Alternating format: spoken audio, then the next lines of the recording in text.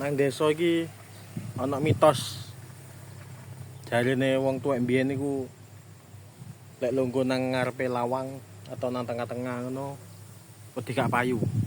Wedi gak kayak istilahnya gak ada jodoh lah, gak rabi ngono.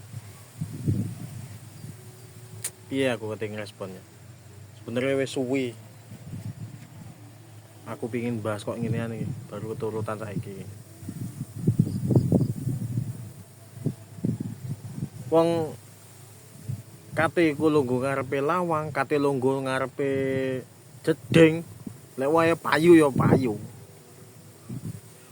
Ya apa ya? Memang wong tua mbiyen niku pancen akui kolot-kolot lah, enggak semua ya paling sebagian besar tapi. Ya apa ya?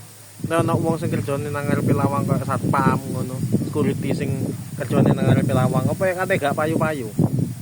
Akeh kok buktine wong sing wis selane seneng lungguh nang lawang, seneng lungguh nang pinggir lawang, ya sik payu. Ya aku ya alhamdulillah payu. Ngene lho. Aku ngerti sing dimaksud ojo lungguh nang ngarepe lawang, maksudnya ojo ngalangi dalan ngono. Apa sih wong-wong biyen gak ngomong to the point ngono.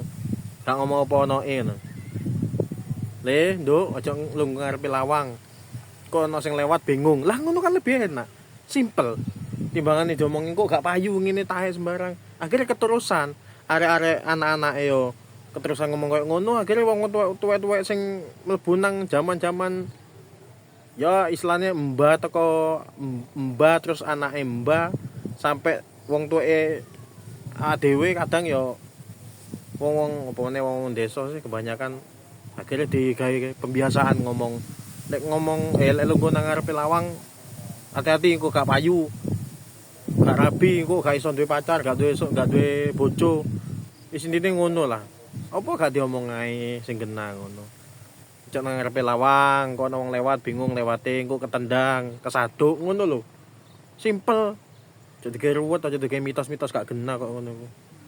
Gak sekalian ae. Cek lungguh ngarepe lawang, lungguh genteng ae ben payu ngono. Wis. Wong kolot yang ngono iku lah.